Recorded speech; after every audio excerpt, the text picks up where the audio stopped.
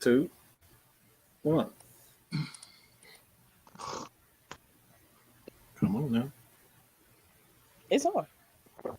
All right, people. This is your boy Mad Mike from Mad Mike Sports, Atlanta Falcons Nation, as well as Strictly Prohibited Network. But this is just all about the Atlanta Falcons Nation, and have a special guest. I don't even know if he's a guest, to be honest. He's a member of the Atlanta Falcons Nation, and I think he's probably one of the most well-known Falcons, former Atlanta Falcons players. The reason why I say that is because of 2016, this man burst on the scene. A lot of people in Atlanta knew this guy, but not a lot of Falcons fans knew who he was until 2016. Am I right? That's right. Did you really blow up around 2016? Correct me if I'm wrong. Correct me if I'm wrong. Yeah, you're right. You're right. Am I right? mean, You're right. No doubt. Come on, now. No doubt. No doubt. Because the reason why I'm saying this is because 2016, that Super Bowl run, I saw that motivational speaking. That motivational video, that hype video for the Atlanta Falcons, and I'm telling you, just from my standpoint, man, like this guy really moved me. Like, he made us feel like we were about to play, like we were in the game. I wanted to put on the helmet. I wanted to put on cleats. I wanted to put on my gear and play football. Oh yeah. Oh, definitely. So, I was ready. Oh, this guy. Another thing that I think it should go. It's about a team that, me being a Georgia Bulldogs fan, I don't know if I should talk about this, but since he's a guest on the show, we're going to talk about it. But he works for Tech. He works for Tech. Oh, whatever. and the guy next to him, Kevin below him, he is a proud Tech fan. I'm a Georgia fan, but with all that said, and can you please introduce yourself and I didn't know who you are, Mr. Moore? Well, I want to first thank you all for having me. This is a real honor, and gosh, I've been looking forward to the hopping on and chopping it up with you and your awesome fan base. And again, I've been around Atlanta for now 20 plus years, 23, 24 years, and as a resident of South Georgia down in Albany, Georgia. That's right, I'm a South Georgia boy. And my wife and I and our 3 children, are here. They're all young adults now and graduating college. One went to Mississippi State and was actually a news anchor in Augusta. My oldest daughter and I've seen a couple of videos for that. Yeah. Yeah. My youngest daughter is at the University of Georgia. You know what? No, you know what? We can come on here and throw the shade. We're here for it today. But you know what? Georgia. We consider her to be the black sheep of the family. Oh, it's okay. She made the right decision. That's okay. We're gonna keep her though. We're gonna keep her. But and then I have wow, you gonna keep her? Wow. But I have a son that graduated a couple of years ago from Kennesaw State, and so we love everything about the ATL, and certainly I've been able to be a part of the vibe and the scene in Atlanta. And certainly one of the greatest cities in the world. And for so many reasons, it is just an incredible place to live with some of the most talented people on the planet. So again, thank you guys for having me on the show tonight. Thank you. It's an honor, actually. Like, you are legendary to me because that, like we said, that was just, I mean, you're on the likes of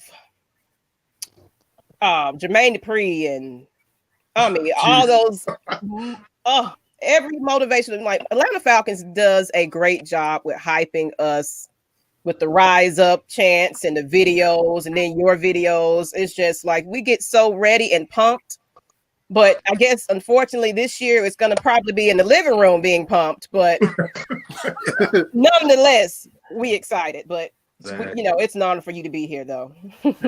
Thank you. I have a question for you. And this is kind of going into where you grew up. You mentioned that you was born and raised in Albany, Georgia, from you're a South Georgia boy. What kind of inspired you growing up, and like, what did you want to be besides a football player? Like, I want to know, like, the real person. I want to know Derrick Moore. Like, who is Derrick Moore? What did Derrick Moore want to be besides a football player? Well, I don't get asked that question every day. I really, sports has always been a big part of my experience in my life. My mother, I was raised, I'm not suggesting this is unfamiliar with your listeners or your viewers. I was raised in a single parent home, and my mom, took the reins and championed raising 3 children, and certainly to be an African-American mother and to have been given the task of having to raise 3 children independently of a father in the home was not an easy task. And to watch her do the things she did, work the way she did, but led with just unbelievable character. And as a result of that, it inspired me. My mother was and still is my number one inspiration because of the responsibilities she had to embrace and kept us on track to become something. Oh, yes. And I can't say enough about her inspiration. My mom was a talker. I think I got that honestly. Yeah, we can say that. We can definitely say that. She's a talker, man. And I think, I adopted that from her. And I remember going to, I was in the 10th grade and remember going to an event, and I saw a speaker come to a podium, and the gentleman came and gave this incredible presentation. I was spellbound. I mean, just locked in. Wow. And I said to myself, I want to do that one day. I want to be able to command an audience, be able to hold a speech, not look at any notes, be able to bring people to the edge of their seat, pull them back, be able to create emotions in them, get them to laugh, get them to cry, get them to get excited, get them to sit back. That one experience really just bona fide in me that I wanted to be a keynote speaker, a presenter, a motivational speaker. I've always had that in my view, and as a result, I was able to at least get a chance to touch it. So that's sort of what inspired my mother and my desire to really be a keynote presenter.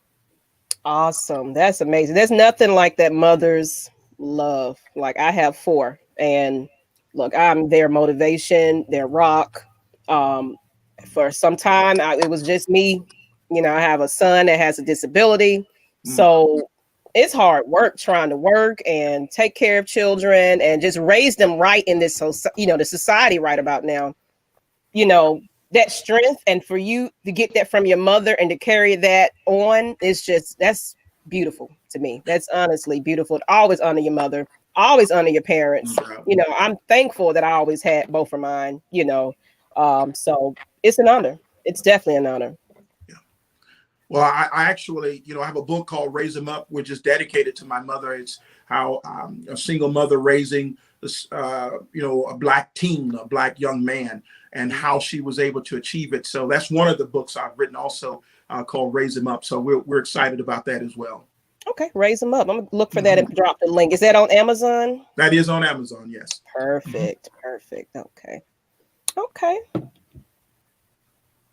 I about to say, I want to know what was your inspiration when you made that speech? Because I know you had me crying. I ain't even going to lie. Wow. Try to take us to the promised land with that one. Well, If you're speaking of the Falcon videos, yeah, just the speech itself, man. wow. Yes. Well, the Falcons again. The whole birth of that was just spectacular, and the fact that they was looking for someone to really help with fan engagement and to really bring us up close on the experience. And fortunately, I was in on the year that the team was just doing incredible things and got on this run, and I joined them right when they got to the precipice of the playoffs. And did those 4 videos that was a part of getting our fans hyped and excited about what we were on a journey to accomplish. And of course, we fell a little short. Every time I think about it, I want to cry. But yeah, that's an unmentionable time. It's brutal. And the final video, we did after the post Super Bowl video was the most difficult one to do, and certainly. That one just ripped my guts out doing it. I mean, they really have to come up with the emotions for it was very difficult, but nonetheless, we got it done. Mm-hmm. All right, Mr. Moore. I want to know what was it like playing with. Just one second, Jude. Go ahead. 1 second, Jude. Go ahead. Just 1 second. We gotta talk about that Super Bowl. I'm sorry. We're gonna get to that one, but I have to get this because I've been waiting to hear his. Like I said, I had to answer this question. All right, I want your true and honest opinions on Mr. Kyle Shanahan. Please tell me what you truly think about Mr. Kyle Shanahan. That series of calls. I'm sorry, that series of calls. What you think about that? I've been around sports a long time, man. And whether I've been a fan or a player, and we might need to go off air to have this conversation. We do. That sounds we need to go off air to have that conversation. Yeah. You gonna have me say some stuff I don't need to be saying. I had to do it. I'm sorry. Hey, whatever you want to, Mr. Moore. I'm sorry. I had to put him on the spot for that one. Like that Super Bowl still got me in my feelings about it. So I wanted to get someone who was relatively an insider when it comes down to the Atlanta Falcons. You know some stuff that a regular person doesn't know, and like I said, I had to. It's sad that we played so well for the, my goodness, man, 3.5, 3 quarters plus.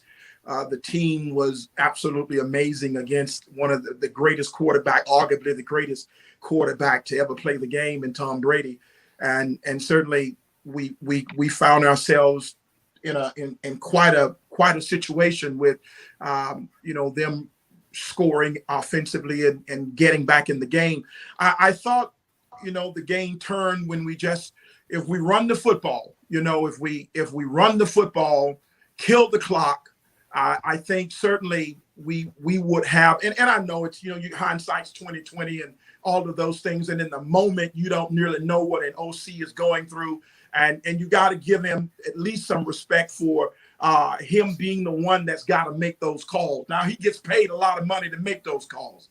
But nevertheless, when you're in his shoes, that's a different animal. But certainly, if you poll most people that's in the business, we'd like to have that back and give that ball to that running back and kill that clock. You've got one of the best field goal kickers in the game that could get us 3 points, and certainly don't give Brady a chance to get back on the field, put him in an impossible situation to win the game. And I think we didn't get a chance to put him in an impossible situation by not putting the ball on the ground and killing the clock. Hey. Right there already. See, we right there. That's what everybody was thinking right there. Well, Mr. Moore, I want to know what it was like playing with the likes of Deion Sanders, and Barry Sanders. Deion Sanders is my favorite Falcon of all time, favorite player in the NFL of all time. So tell me what it was like playing with those two greats, Hall of Famers. Prime time. There you go. Y'all could be all night talking about those guys. Deion and Barry. It's amazing that both Sanders. Which is pretty interesting. But Deion, when I got to Atlanta and became a Falcon, of course, you think about the greatest players in the world. You get the locker room with, you get to share space with. And I remember watching Deion come into the locker room, and he surely is prime time now. You know it's him when he's coming. And certainly when he gets to the field, you recognize a skill set that only God could have given someone. And certainly he worked on his craft, and certainly was an incredible worker, but he had some things that you just couldn't coach. You can't coach 4-2, 4-2-1, 4-2-5. You get out of the bed. He could get out of the bed and do that, but you never really knew how fast he was, because Deion, he never seemed to be at full speed. You always knew he could run as fast as he wanted to run, and unfortunately, that was faster than anybody on the field. And but if you want to consider what a true shutdown corner was, Primetime was a true shutdown corner. You didn't want to challenge him. You didn't want to go that way. And he'll bait you into doing it too. He loved baiting you into coming there, because he knew he had the skill set to react to a ball faster than most people, and he'll ruin your day, man. He would ruin your day. So, and then he could go back on punt return. He could take a punt. Now, he catch that punt in space. You've got a lot of problems now on your hand. So he was an electric talent. I consider him the greatest cornerback to ever play the game. That's my opinion. That's my story. I'm going to stick with it. I'm going to die with it. Okay. But he is, to me, the greatest corner ever play. Yes. Barry Sanders, to me, the greatest running back to ever play. I felt like what Barry Sanders was, you could not coach it. You had no way of explaining how he could torque his body and do the things he could do. He was like, someone said, describe him for me. I said, I'm a Southern country boy down from South Georgia, and I know what it's like to try and catch a chicken. And Barry Sanders was like trying to catch a chicken in the yard. He's over here and he's over there and he's over there. And he's over there. Yes, I know exactly what you mean. You couldn't get your hands on it. Hey, my mom was from Alabama. I know. I got Alabama roots too. I know exactly what you mean. You couldn't catch him, man. He was electric. I've seen him make runs that you would think I was lying about it and making it up. But, Barry Sanders goes down in my book as the greatest running back ever. And I feel like I got the opportunity to play with the two greatest players in their respective positions on the highest level. They were unbelievable. There is no other way to describe it. And you know what? They both did more unbelievable things in practice that you never saw than they did in games. Wow. That is scary. Wow. So would you say that was the greatest threat? We have a question from Caden. Who was the greatest threat at running back when you played in the NFL, in your opinion? The greatest threat? Mm-hmm. Probably the best running back? Yes. Well, I got to play with a lot of great ones, that's for sure. But again, it's hard for me to get away from 20. I would call him 20. Is all I would call him. When I went to Carolina, I just called him 20. When I went to Carolina and I was a starter in Carolina, and I went there and I wore 20 in honor of Barry Sanders there in Carolina. Wow, I didn't know that.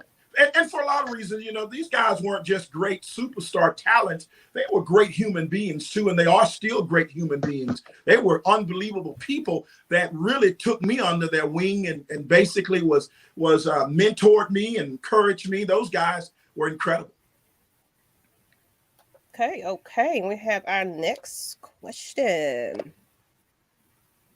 What was your experience with the expansion of the Carolina Panthers in 1995? What was that experience like for you? Oh, wow. Gosh, that was a really, really bizarre time in a lot of ways. we didn't have we weren't in Charlotte. We weren't in Charlotte where the organization resides today. It was an expansion organization. And so we would commute from Rock Hill, South Carolina, where we had our headquarters and practices, to Clemson, South Carolina, where at Memorial Stadium, where we played our games on Sunday. So we played in Death Valley over in Clemson on Sundays, and the season for an expansion team, we won 7 games that first year. I joined the team actually the second week of the season. I was in San Francisco with the 49ers prior to that, and then came over to they were looking for a running back. They didn't have a running game, and they brought me over. And by the second week, my first start was the second week of the season in the Georgia Dome against the Falcons. Wow. Oh. Yeah. Wow. Yeah. Wow. Isn't that ironic? Yeah. Hey. Ironic. Yeah. You got God written all over you, man. That's right. That's right. Destiny. It was awesome. Destiny. We All have right, one just question destiny. in the audience. We have one question from Positive Love Thinking. We just go back to your college and pro days. What is one of your greatest memories when playing football, college, and pro? Oh, wow. Greatest college memories. I remember as playing ball, I didn't realize just how much I had as an athlete. I was a late bloomer. I've said that to some people on some previous programs, that most of my development came late. I always say the kids out there that if you're not where someone else on your team may be, it doesn't mean you won't eventually get there. You just have to keep working. You have to keep pouring your sweat equity into it, because you can develop over time with a lot of hard work. And that was the case for me. And I remember making a long run in a big ball game, about an 80-yard run. I never knew that I had that kind of speed, in a uniform, and I could outrun angles and I could power past people. And I made a run like that in a ball game. And I realized that was a really special moment for me. And basically realized what I had. And that was one of the most memorable moments, because from that moment on, it would propel me on to the National Football League, because my confidence just went through the roof. Is what happened. And I get to the NFL, my pro, experience. And again, boy, I hate to keep harping on Barry Sanders. I had my own starting job in Carolina. Was really a wonderful experience, because I was drafted by the Falcons in the 8th round. It was 12 rounds back then. I was projected first rounder. I slipped all the way to the 8th round, and it was very disappointing, and I was really dejected over it. But you get knocked off your horse, you get back on it, and you get back in the game, and you ride it again until you can conquer it. So I became a starter in Carolina, and that was a long journey from being an 8th round draft pick to the Falcons way back then, to actually 4 years later, I would have my own gig after backing Barry Sanders up for 3 years in Detroit. So for me, the most memorable and special experience was finally arriving in the place I wanted to be, that I wasn't on draft day. Perfect. Yeah. Okay. We have another one, Kevin. Says you're still a chaplain at Georgia Tech. But what made you want to go down that road?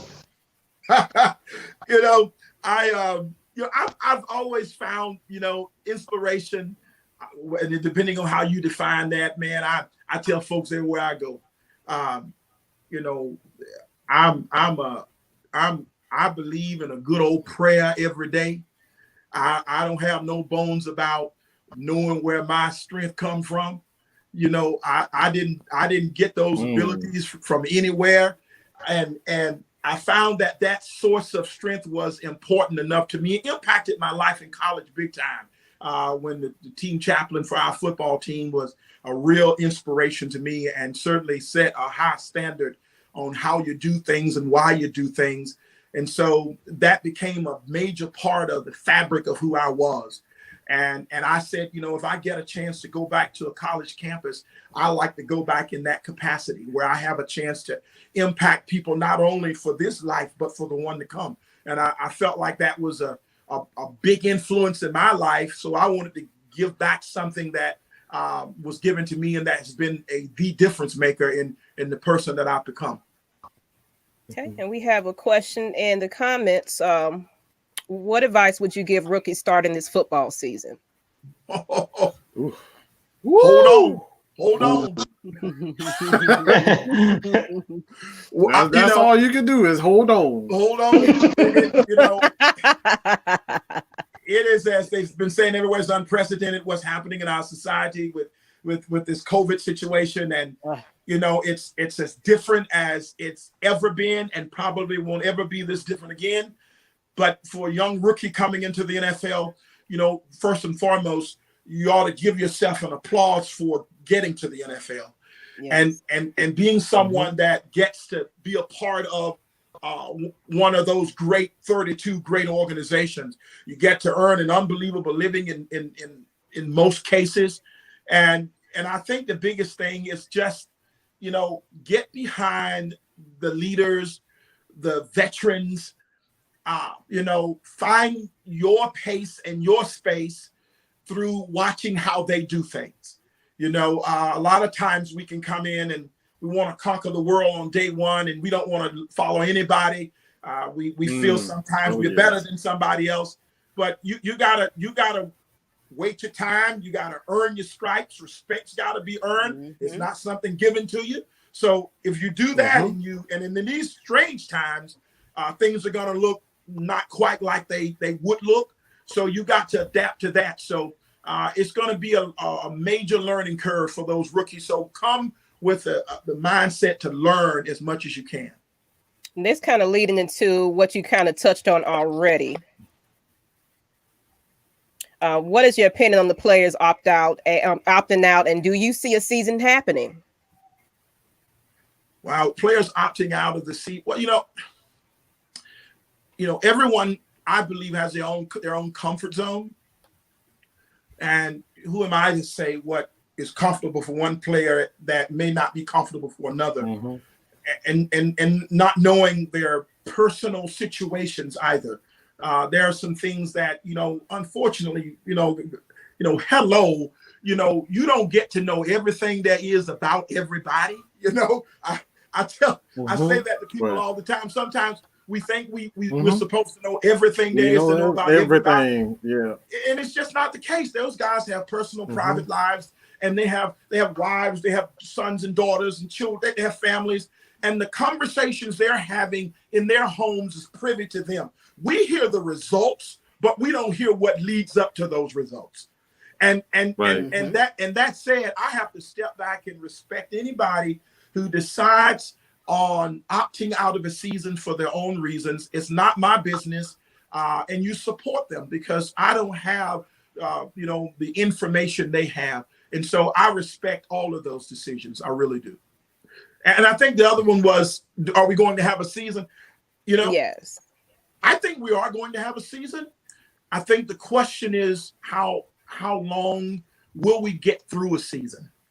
And can we get to we're going to get to the starting line. The question is how do we finish it? Can we get to the finish line? Correct. That's what I'm most interested in seeing, with all the protocols and all the things that are in place. We have enough in place to get started. The question is going to become, do we have enough in place to finish it? I want to say it's going to be interesting with the rooks too, with no preseason, and they're changing the protocol of training camps, and how will it affect the rookies? That's what I'm wondering.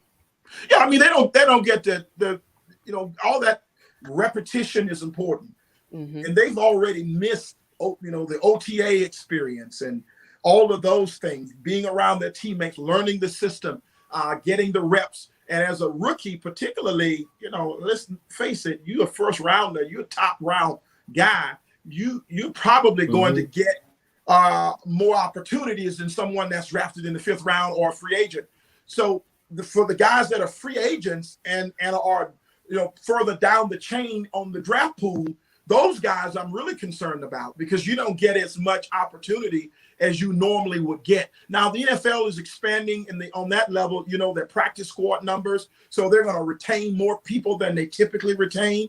So that's going to give some guys some comfort that they're going to have a fair chance to make the squad and be a part of it. So it's going to be, I say, hold on, it's going to be a doozy. We have Rodney saying a shout out to the fellow tornado from South Georgia, Monroe High. Oh, wow. Wow, golden tornado. He had to bring that one up. And do you feel the fans should be allowed to attend games even though the amount will be limited? Wow. Allowed to attend? We got some questions for you today, man. Man, I'm telling you. Who wants to be a billionaire? If they're playing games, and again, if you're opening up your stadium and you're providing an opportunities for fans to come, again, that's the choice of a fan to attend. No one's forcing anyone to go. I certainly think those are decisions every person, an individual, will have the opportunity to make, and they're comfortable enough to open up their places to invite fans and use enough intelligence to determine how much of a risk it is. So I know they've assessed that in advance, but at the end of the day, it still comes down to fans' comfort level in going. So I definitely think that fans would at some juncture, I think they will be allowed. Okay. I can dig. Kind of got a question from my own personal question as far as the what about the NFL game that fans really, as far as because we know football is a contact sport and it's 16 games. How difficult is it to really make it throughout the season, and does COVID really add to the issues, as far as the football player is concerned? Does that make you uncomfortable as far as the rigors, the football games, and it going 16 games and then having COVID, COVID, adding to that? Does that, from a player standpoint, worry you or bother you in some way? Yeah, the NFL season, if you're speaking of the NFL and not necessarily the collegiate game, the NFL is equivalent to 2 college seasons in 1 year. I'm very happy they've eliminated preseason for this experience, but it's still a long season, and it's a long time to be exposed. And so we've got to hope that the protocols in place are going to be enough to provide the comfort level that players need, because football is about being focused. It's about concentrated efforts.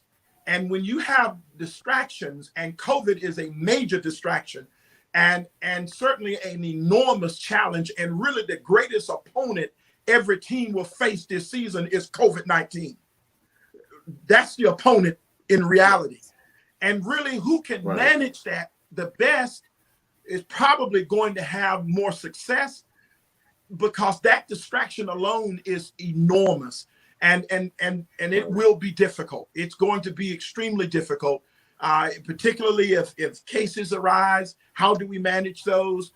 Who's exposed to it? So it's a challenge they've never faced. Let's face it. The Patriots have played the Falcons, and the Falcons have played the Patriots. They have never faced COVID. Right. You're right. Right. Exactly. We have a question from one of the commenters here. Which rookie this year excites you the most, and what would you tell the rookies going into the season? Well, you kind of touched on the rookie part, but which rookie does excite you the most? There are a lot of there are a lot of great rookies that's coming into the league, and I would, to select any of them would be, all of them are amazing to be able to get there and do that. But I'm Chase Young from Ohio State's a friend of mine, and I'm a fan of Chase's also. And I tell you, he's an extraordinary freak of nature at 6'5" or so and 270 pounds, and can run like he can and can pass rush with his skill set. I think the Redskins have Washington has got a great player in Chase Young. I certainly think he's got long-term big-time upside. He's got a chance to be a really special one at that premium position of pass rusher. So I think keep an eye on Chase Young. I think he'll be a special talent. Okay, like Falcons drafted free agents Jared Pickney, wide receiver Chris Rowland, they hopefully should make the team. It's just a comment. I'm just reading the comment. So it's really not a question, just basically a statement. Are they? And these guys are free agents? Yes. Chris Rowland? Yeah, he was. Yeah, well, free agents, road is difficult. It's not an easy road for a free agent. It certainly is a daunting task, but it's happened. It happens every year. It happens every season where free agents come into the league and they make the team and they're on the roster. And so these guys will have an opportunity to do that, so no doubt it's an uphill climb, but certainly you never know how rosters are going to shape out when it comes to opportunity, performance, injuries, all of those things. Even economics play a role. So you never know how it shapes out. You just got to stay alive every day, meaning stay involved and engage and make the most of every rep you get. All right, Mr. Moore, I'm going to put you on the spot with this one. You got a question? I got a quick question for you. I'm going to get down to the nitty gritty. So how do you see the NFC South playing out this season? Who you think going to win the NFC South? I just got to hear from them. Let's get down to the nitty gritty. Well, I know who better win the NFC South. There you go. Yeah. There you go. Yeah. Let them know. Your weight colors on. Yeah. Let them know. We're built to win it. We are built to win it. Oh, yes. We've got personnel. I like the draft pick this year. The Falcons don't have a lack of personnel and talent. We're built to win the thing. Now, you've got to deal with that guy in New Orleans and that guy in Tampa now. I'm not worried about that guy in Tampa. So that's going to be a challenge. We know it, but we're built to do it. We've faced those guys before, and we've had success against them. They've had success against us. I felt like the way the Falcons finished the season, I don't believe you carried last season into next season.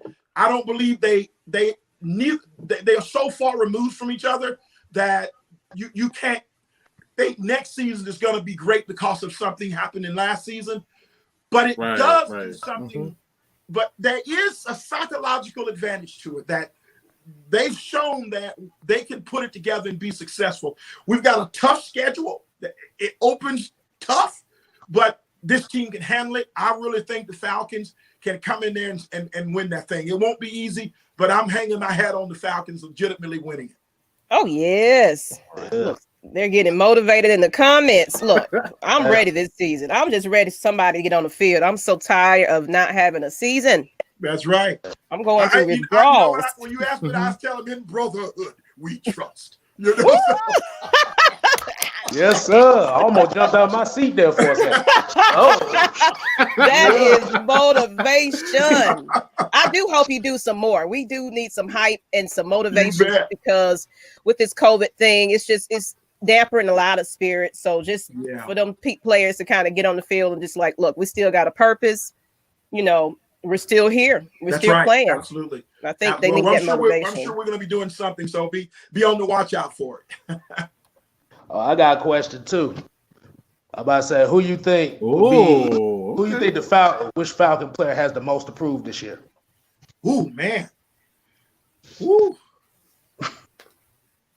Well, I'll answer it like this. We got rid That's of a good one. Oh, wow. We got rid of it. Wow, you really went there. Wow. Man, I'm saying this because I brought Chuck Smith on the show. I don't know if you had a chance to see the video, but that's the reason why I actually asked him to come on to talk about Vic Beasley. Is that the guy? Is that the guy? And you said it, I didn't. You Got him. Hey, see, I knew it. shots fired. Shots fired. Hey, Well, yeah, hey, you know, you want to I be knew a that diva. where he was going. Take what you can get, Beasley. That's right. No doubt. So I think that's probably the best answer I can give you. You know, we've had trouble getting to the quarterback. We have got to get a pass rush, a consistent, dominant pass rush. And so if we can fix that part of our game, that's going to help our back end. We've got some different personnel in the back end that's going to need that support. You know, Grady can't do it all. You know, we're going to need 2 or 3 hands up front that can get to the quarterback. And if you can't get to Drew Brees and Tom Brady, you've got problems. Oh, yeah. So that sounds like Marlon Davidson gonna have to really be the one to step up. Let's go get it. You gotta eat. That's right. One question about tech. Mike, what you got? One question. And this is kind of this is not necessarily this really isn't necessarily on the football field. This is more of Tech and his emotional, like he's an emotional guy. If you were to, let's just say the Falcons need, Mr. Blank needed you to speak to Tack McKinley, what would you say to Tack as far as handling his emotions? Like really, he's had some issues. We don't know if it was, these are true. But from what we know, from what we understand, the rumors are saying, if these were true, how would you speak to Tack McKinley? In terms of on the field? Kind of off the field, his emotional state. Off the field. Okay. Well, I think it's important to give people space to have conversations, that in most cases they won't have. They won't do it publicly. They won't because you until you can get to know someone, intricately, you can't really define why someone is the way they are. Mm-hmm. So we've got to get to the root of the problem, the root of the situation. Most importantly, because all we see is surface level stuff. You see the reaction. You see the actions taken. We see the pain it's caused, or we hear the comment, or we read about the story. That's the stuff on the top. But the iceberg has got problems underneath the water. It's massive underneath the water, and we've got to go underneath to try and understand what's going on here so that we can provide him with the best care that he needs and give him the best information he needs so that he can process his way through it. So I think we've got to be more patient with people, no doubt, because, listen, to be a pro football player, to be in the spotlight, to have expectations on you, to hear what people are writing and reading about, to hear what news reporters are saying and sports reporters are saying, to have to live up to expectations. And if you're not meeting them, then you're getting critiqued incredibly. That's a lot. And so we've got to help them or help him understand how to manage those things more professionally. That's for sure. I got one for you too. So what is what's your expectations of Todd Gurley this year? Woo, man. I tell you this, man, the question has been, what does he have left, and with the knee concerns and, what does the Rams know, what the Rams know that we don't know. I don't know if these are suggestions, but Todd's an unbelievable talent. I mean, he's a stud daddy now, running back. If Todd is back to form, look out, man. We couldn't run the football last season. We couldn't run it. Right. You know, I know the offensive line had a lot to do with that, but if we can get Todd going, man, I'm telling you, we may have stolen one from the Rams, and that could propel us on to the next level. I think he is a phenomenal talent. I just hope he's healthy enough to be able to hold up, and they can. And then the Falcons have got to do a great job of managing his pitch count, so to speak. You know, we don't want to wear him down and wear him out, but we do want to give him as much as we can give him. Old Bum Phillips used to say when people asked him why does he give Earl Campbell the ball so much and ride him so much? And Bum Phillips said, "Hey man, when you got a big horse, you ride it." That's what you You got that right. So we want to ride Todd, but we don't want to wear him out, and let's see how much he can take. But listen, he's still talented. You can't take his talent from him. He can do what he can do. The question is can he physically hold up, and how well will the Falcons manage him? I got one for you, Mr. Moore. So tell me, what do you feel about Matt Ryan? Do you think Matt Ryan is a top 10 quarterback? Like, where do you rank Matt Ryan in the league compared to other quarterbacks, elite quarterbacks? Do you think Matt Ryan's an elite quarterback, or where do you rank Matt Ryan? Well, listen, Matt Ryan is an elite quarterback in my book.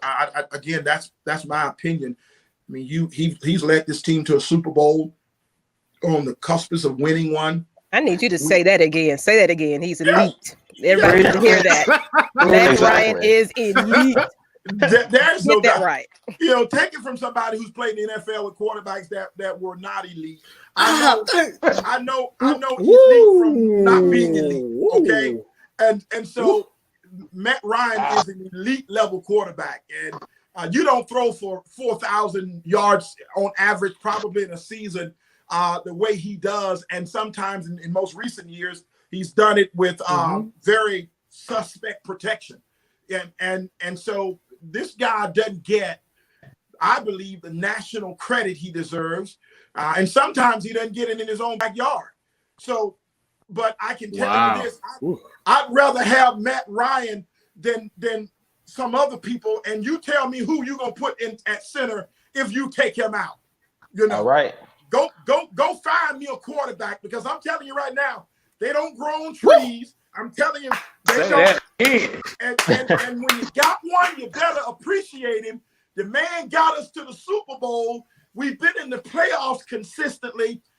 Listen, get off Matt Ryan. Matt Ryan's a baller, and let's get this thing done.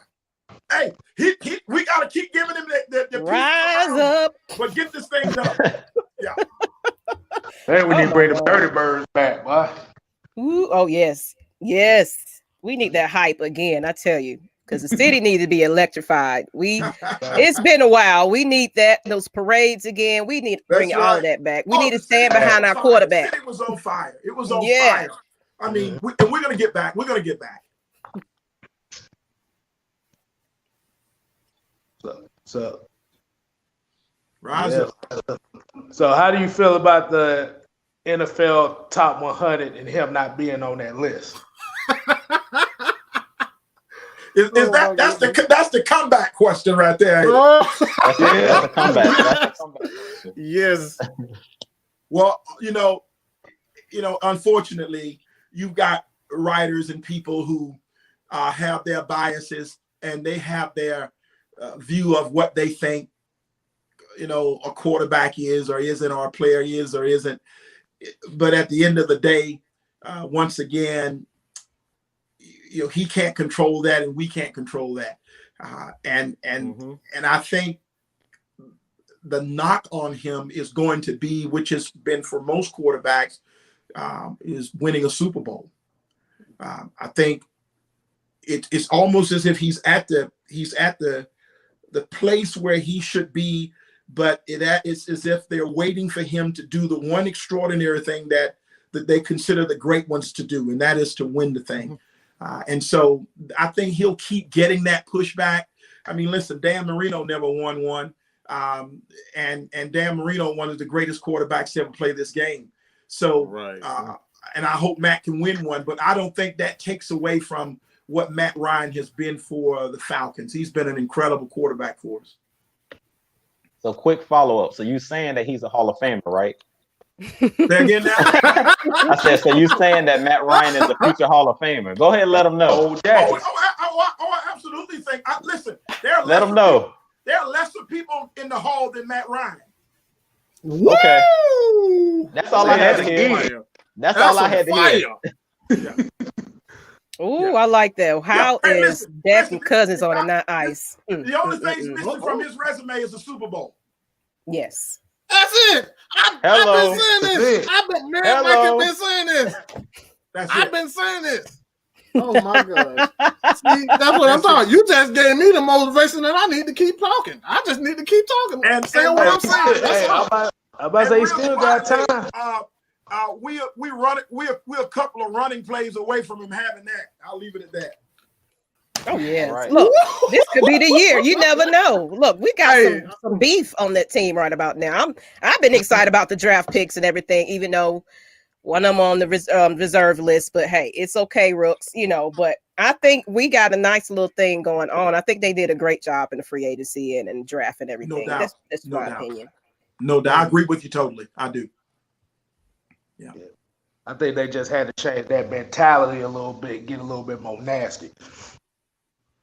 It's going to be interesting going forward. That's for sure. I can't wait for this season, even though this is a weird season we're going to go into. But I certainly think that we made big strides, I thought, in free agency and through the draft to address some of the things that we've needed to fix. And hopefully, cross our fingers, we fixed them. Mm-hmm. Somebody said Dan Fouts and Warren Moon never won a Super Bowl either. And they in the Hall. That's true. That's true. Case in point. Fact. No doubt. No doubt. Wow. I got one more question for you, Mr. Moore. So I've been pushing on my channel, and you're a former NFL player, so you had a credibility to say this. I believe with the Falcons keeping Dan Quinn and us keeping our coaching staff together without us having a preseason and without us having all of the things for the rookies, I really think the Falcons have a leg up on a lot of the teams that have first-year head coaches. And also with Tom Brady coming over to the Tampa Bay Buccaneers, I feel that we have the leg up on those guys.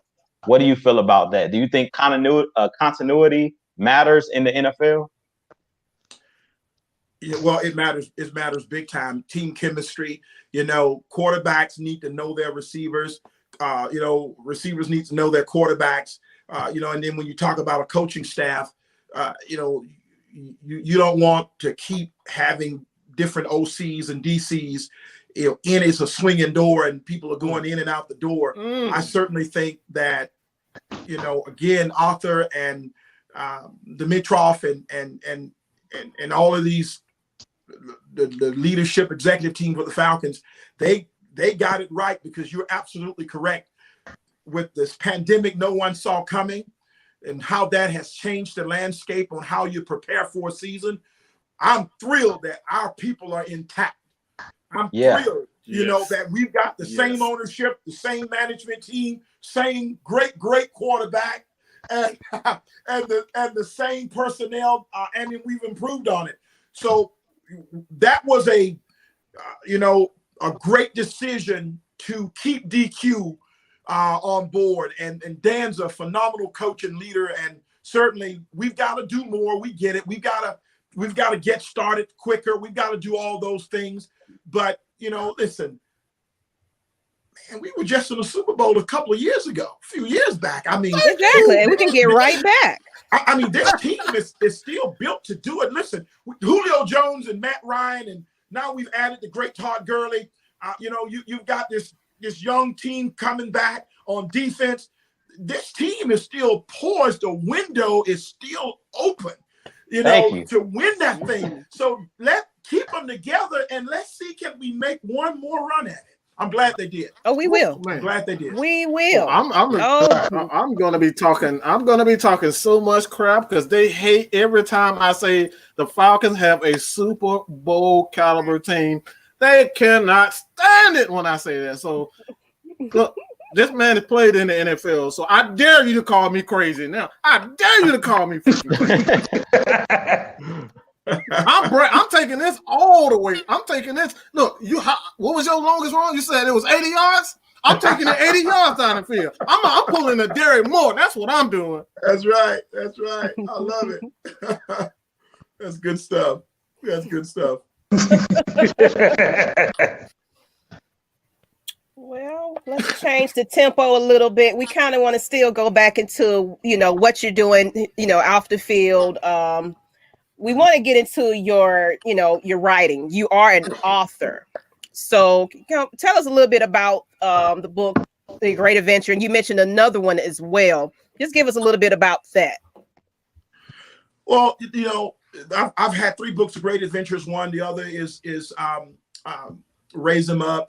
And then there's It's Possible is a third one. I certainly think The Great Adventure has, it's a role to understanding the adventure that life is. Life is an adventure. It's going to carve open things you can anticipate and things you can't anticipate. Aren't we in that place right now? And yet we embrace that adventure though. And I use a biblical context to communicate it, is that, following our Maker, following God Almighty. And I always say it, Jesus Christ is my personal Savior. Yes. I believe he takes us on an adventure of a lifetime. And it's not all going to be rosy. It's not all going to be easy. It's tough. It's rough. The road's rocky. It's dusty. We ride the high wave and then we fall down low. It's in and it's out. It's pull and it's tug. It's all of those things. It's an unbelievable adventure is what it is. But the good news is that there is a destination. There is an end to it. There is a place that we ultimately want to end up. And the way you do that is by embracing all of these things that come with that adventure. And we survive it. So The Great Adventure is a book built around taking you from where you are to ultimately to where you really need to be. And all of us were born in one place, but we weren't built to stay in that place. We were built for destiny. We were built to reach and find our dreams and goals and aspirations. We were built to meet certain people, to have certain encounters, to go on certain ventures. We were meant to run and not walk. That's what we were meant to do. So that book is a go get 'em type book of grabbing your attention and taking you on a real ride. Okay, so we can find those on Amazon, correct? That is correct. Okay.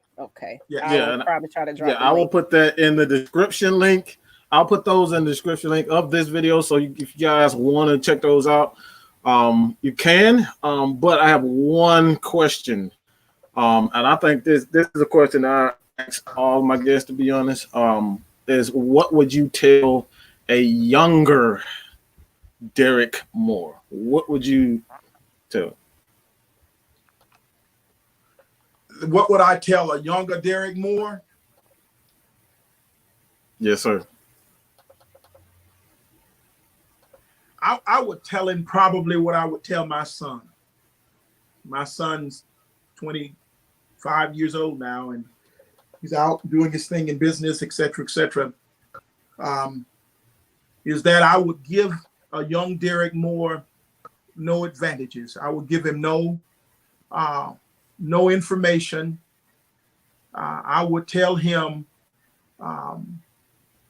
I need you to experience it. I need you to walk into it. I need you to fall down and hurt yourself a little bit.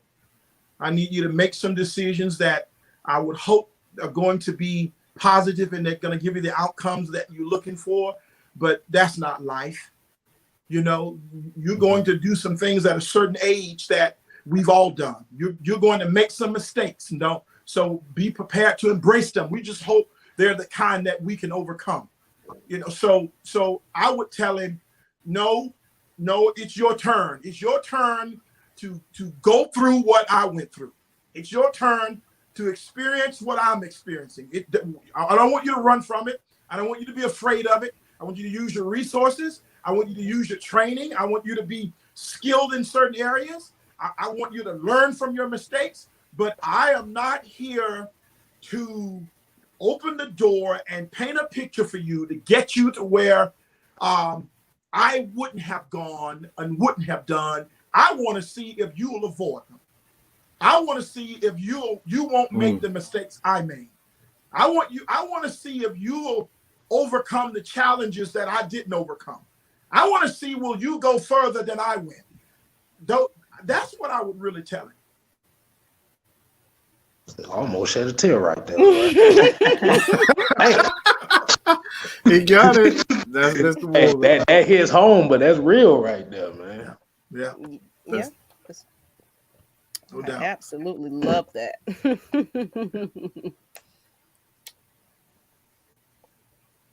Go ahead, Mike.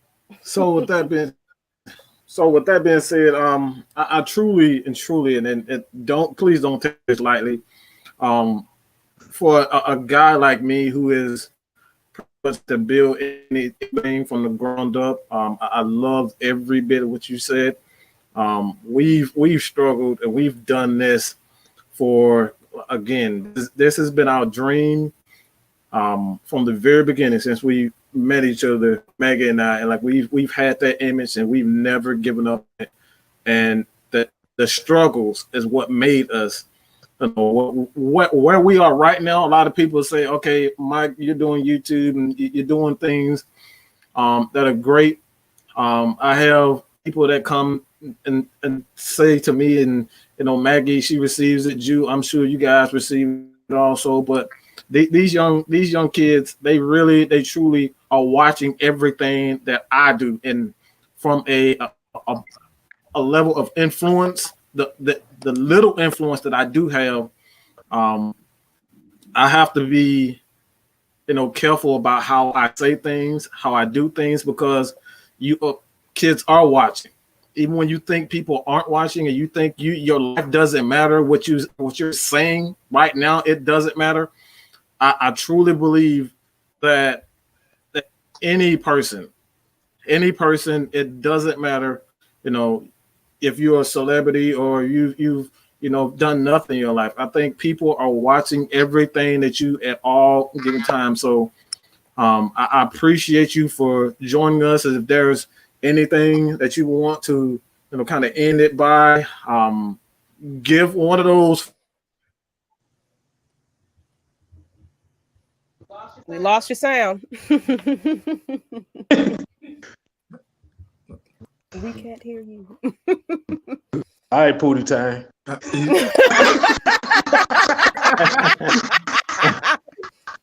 I want to add what Atlanta Falcons Nation is. Well, what Atlanta Falcons Nation is, like Mike said, we have children that are watching, and like I mentioned to you earlier, we want to take this out into the community. It's not only just an organization for just the Atlanta Falcons Nation content and news. We just want to make sure the youth stays off the streets. We're looking to bring facilities for them to, play football and things of that sort. And we just want to bring that positive back into it, into the youth, because this generation right now, it's just a lot going on. I feel that they just need a bit more structure.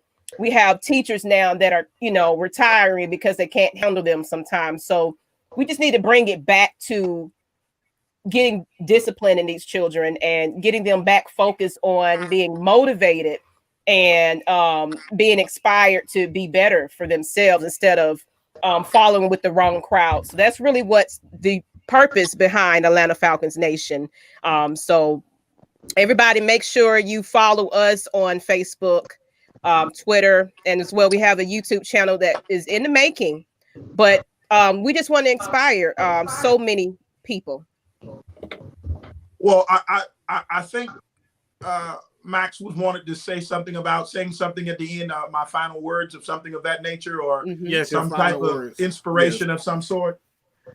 You know, I grew up as someone who listened to a lot of speeches, and I make a lot of speeches, and certainly to a lot of people groups, whether they are corporate organizations, Fortune 500 companies, athletic teams, whether it's a church organization or university. I've had the good fortunes of doing a lot of keynotes, and but of all the things I learned and that's moved me, and I hope I can remember it. I'm going to try and quote it. It's a poem called "I Can," and we're all faced with obstacles and challenges every day. We're battling, and we're in a fight. We've got our sleeves rolled up, and we're getting after it, and we've got dreams that are right in front of us. We can almost grab them. We're that close to them, and we find ourselves, not possessing them. And so, I always say that I was never the person that was the biggest or the strongest or the smartest, but somewhere along the way, I convinced myself that what I wanted to do, I could do it, and I had to convince myself of that without someone telling me that. But yet I had some people tell me that. And then there was a great poem I would say, if you think you dare not, you don't. If you like to win and think you can't, it's almost a cinch you won't. If you think you're losed and you're lost, for out in the world, you'll find that success begins with a person's will. It's all in their state of mind. If you think you're outclassed, then you are. You have to think how to rise before you can ever win a prize. Life's battles don't always go to the stronger or faster man, but sooner or later, the ones who win are the ones who think they can. I was never the biggest, the fastest, the strongest, the most talented, but the one thing you were never going to beat me on, you were never going to outwork me, you were never going to outclass me. Woo! And with those two things, you were going to be in a fight of your life dealing with me. And so to rise up, like we say it here in Falcon Nation, it takes a special something in somebody to rise up. Preach. When you are oppressed and depressed and suppressed. All right. When you can rise up in those situations, you truly have done something. And that's what it's about.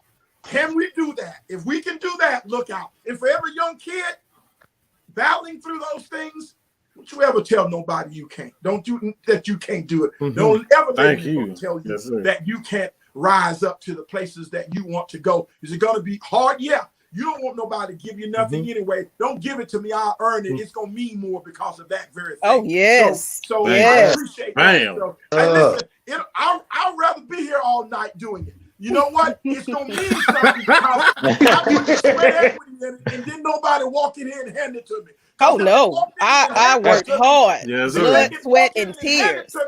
But they can also walk in and take it back. The stuff I possess, you can't take from me. There you go. Yes, sir. Yes, sir. Yes, sir. Woo. Okay. Absolutely. Church up in here. Woo. That's inspiration. That's why we needed you here. Just to hear that motivation come out of you. You just have such a way with words, and just I needed to hear that because you know, sometimes we are looking for the accolades and things like that. And a lot of times you're not getting that. So motivating yourself inside and, you know, your personal achievements silently and winning is a bigger deal to me. I don't need anybody to tell me I'm doing great. I know I'm doing great. That's right. That's right. That's right. Exactly. Yes. That's awesome. We got the chat, they going. Boy. Oh, the chat is we got it go. Hey, I'm honored. I truly am honored. Guys, if you want to say some last words to Mr. Moore. I definitely want to say some last words. It was an honor having you on the show. I think I can speak for all of us. You're welcome back anytime. You was preaching to the choir the whole time. You're very motivational, and I hope that the Falcons bring you back this season because we're gonna need it, man. They need you to get them pumped. We need you. Yes, we need you, man. You're definitely a leader of men, and it was definitely a pleasure having you on. I thank you for taking out the time to come on the show for our first episode. We really appreciate it. Go ahead, Kevin. You got it. Oh, same thing Drew said. But at the same time, I appreciate you because you've taught us other things that we have to look at ourselves. And why? I still got the goosebumps right now. I hear it. Yeah. But like I said, we appreciate you and everything you've done. And like I said, rise up. I love it. Thank you. Thank you. Well, thank you all for having me. It's been a real honor. And when I was asked to come on the show, my chief of staff contacted me to share this opportunity, and certainly I was excited and to be on board. And we live in a great city, and we've got great sports here, great businesses here, great people, great leadership, and it's great to be able to come on and support whatever I can. So I appreciate it. And I'll be back. Certainly get me back sometime down the road. And hopefully come back. We'll put together some videos for you this season and get our team all riled up and ready to go and our fan base. And you can add me to the videos. Let's go win us the Super Bowl this season. I want to be in the video with you in the background with the sign. That's right. Yes, we would love to bring him back. Definitely. That's inspiring. We definitely do appreciate you, Mr. Moore. I don't know if we're going to continue on from this point because we do. This is still Red Cup Rants 2. So I don't know if you guys want to continue on, or are we shutting and closing out? It's up to the man of the house. Do y'all want to talk or not? It's Mr. Moore's a busy man, y'all. It's up to the man of the house. Hey, we can keep it. Because I think we got people that want to keep the content going now. Mr. Moore, you're welcome to stay. But if we're taking up your time, I've got at least another 5 to 8 minutes before I've got another segment. Okay. But I'll hang in here for a few more moments just in case someone wanted to ask a question or something. All right.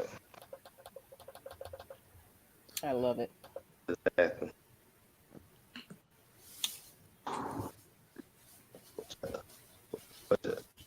So yeah, I don't think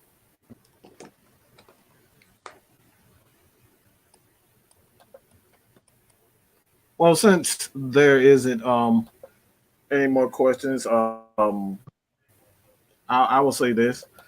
Again, I thank you for joining us and whatnot. And like I said, what we're trying to do here with Atlanta Falcons Nation is to bring everybody together, and because like I said, we've had the national media bash the state of Georgia. We're not just talking about the Atlanta Falcons. The state of Georgia, just when it comes down to the national media, they don't want to respect us. They don't respect us. Everything that we do bad is highlighted. Anything that we do good, it's ignored. So it's all about positivity and what we're trying to bring. And again, man, this is the reason why we reached out to you, because you're one of the most positive influences. Even at Georgia Tech, I had a friend who actually played at Georgia Tech, Darius Williams, and he is I've heard some things about you, not just since you've done this with the Atlanta Falcons, but you're definitely an inspiration as far as just Atlanta, and continuously just doing what you're doing in the community, church. Like I've been watching a lot of your speeches on YouTube. You guys, if you need to see, you can go to his website. You can go to the description of this video when it's finished. But again, man, I appreciate everybody for joining us, man. This has been an honor for me. Like I said, man, I truly appreciate it. But guys, this is the end of the Red Cup Rants, and I appreciate it.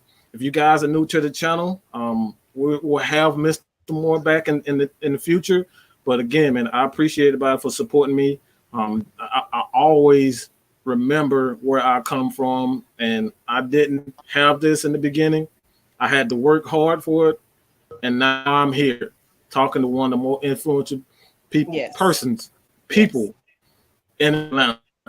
So thank you, Mr. Moore, for joining us, and you guys, thank you for joining Mad Mike on Mad Mike Sports, as well as Atlanta Falcons Nation and Strictly Prohibited Network. So thank you, appreciate it. Rise up. Rise up. Rise up. Yes,